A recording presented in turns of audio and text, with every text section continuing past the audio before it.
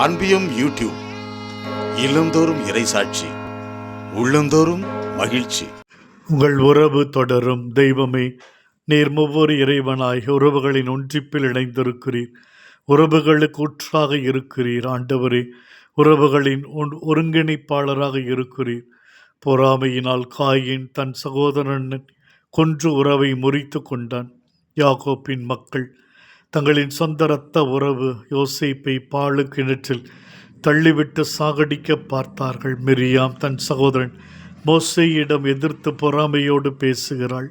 சவுல் அரசன் கோலியாத்திடமிருந்து தங்களை காத்த தாவீதை கொள்ள முயலுகிறான். உறவுகளில் உண்மையான பாசமும் நேசமும் இல்லை என்றால் பொறாமையும் காழ்ப்புணர்வும் வர்மமும் பகைமையும் உண்டாகிறது.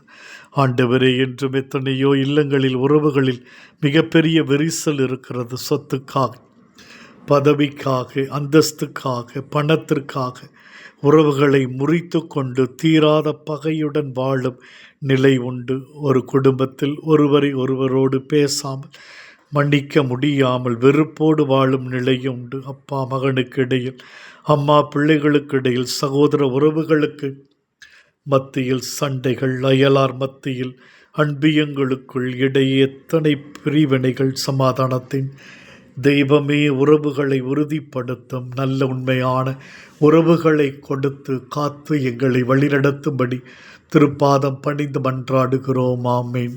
இந்த அன்பியம் யூடியூப் சேனலை நீங்கள் ஷேர் பண்ணுங்க, சப்ஸ்கிரைப் பண்ணுங்க, லைக் பண்ணுங்க.